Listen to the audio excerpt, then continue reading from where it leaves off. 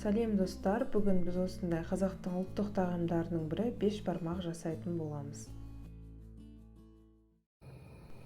Бірінші суды толтырып, қазанды отқа қойып, ішіне етті саламыз да бетіне көбігі шыққанға дейін қайнатып аламыз. Қайнай бастағаннан ақ осылай бетіне көбігі шығады, соның барлығын алып тастауымыз керек. Сонда біздің сорпамыз мөлдір таза болып шығады. Бірнеше минуттан кейін тағы да осыны қайталап көбіктерін алып тастаймыз. Содан кейін бір дана пиязды осылай бүтіндей салып жібереміз, немесе турап салсаңыздар да болады, ол біздің сорпамызға дәм береді. Сорпаның дәміне қарай тұз қосатын боламыз, 1,5-2 шай қасықтай тұз қосып аламын. Осылай қайнай бастаған кезде бетіне майы шығады.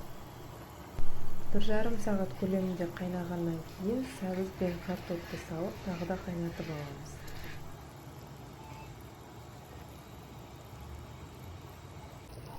Бізде картоп тез піседі, сол себепті пышақпен тексеріп алып, картопты бөлек алып қоямыз. Өйткені езіліп кетсе, ол сорпамыздың түсін бұзып жібереді, сондықтан бөліп алып қойған жөн.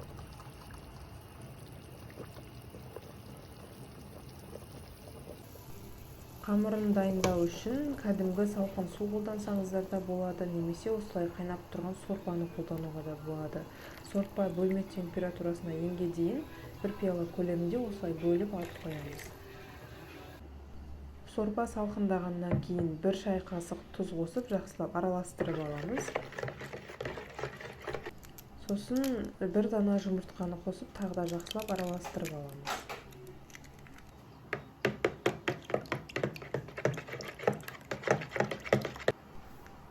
Мен ұнды көз мөлшерімен саламын, осылай шетінен салып отырамыз. Бізде қамыр неғұрлым қатты болса, соғұрлым жақсы болады. Өйткені жұмсақ қамыр илеп қоятын болсақ, ол ыстық сорпаға салған кезде еріп бұлжырап кетуі мүмкін.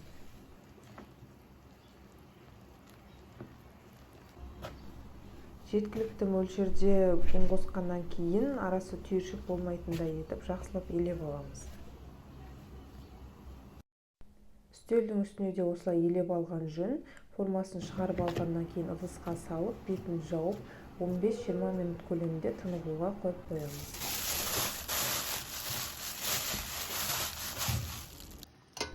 Осы уақытта бізде сәбіз піседі, сәбізді де бөліп алып қоямыз, және де басында салған пиязды да алып тастаймыз.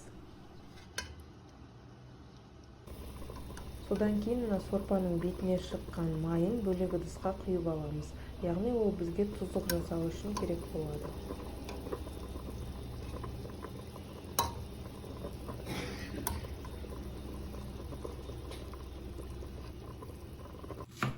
Тұздығын жасау үшін осындай 2 дана пиязды жұқалап турап шығамыз. Содан кейін жаңағы майға осылай қуырып, бетіне помидор турасаңыздар болады, немесе дайын салатты осылай салып жіберіп, шым-шым тұз қосып, баяу отқа қойып қоямыз.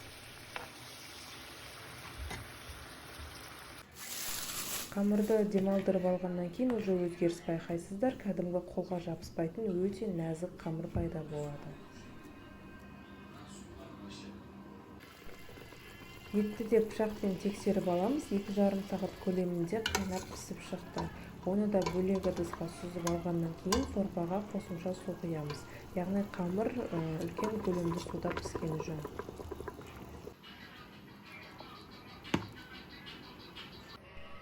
Менде оқтау кішірек болғаннан кейін біржола қамырдың өзін ортасынан бөліп жаятын боламын.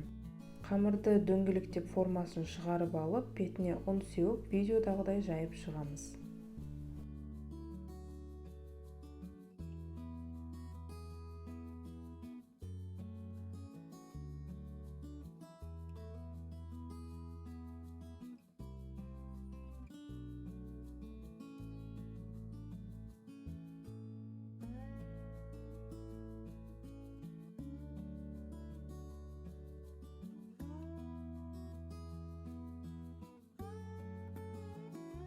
Мен өзім жиі қолданатын әдіс, қамырға көбіректеу етіп ұн сеуіп, 2 жағын қайырып, оқтаумен жаямыз. Сол кезде бізде қамыр тезірек және жұқа болып жайылатын болады.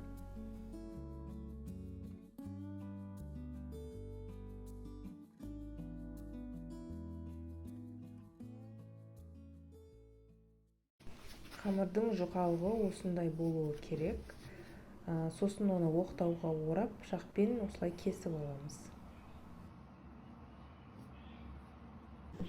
Шамамен бір қарыстай көлемді етіп, 4 бірдей бөлікке бөліп аламыз. Қайнап тұрған сорпаға осы қамырларымызды тез арада салуымыз керек. Өйткені тез салмасақ, астында түскен қамырлар бетіндегілерін салып бітем дегенше пісіп қалуы мүмкін. Қамыр шамамен 7-8 минут көлемінде піседі. Осылай араластырып алғаннан кейін жақсылап сүзіп, суын ағызып сүзіп аламыз. Жаңағы тұздығымызды тура осылай қамырды ыдысқа салғаннан кейін оттан алып, қамырдың бетіне, арасына араластырып жағып шығамыз. Содан кейін ғана бетіне ет, картоп, сәбіз барлығын орналастырып аламыз. Бешбармағымыз осымен дайын болды. Сіздермен бірге болған Айнура, назарларыңызға рахмет.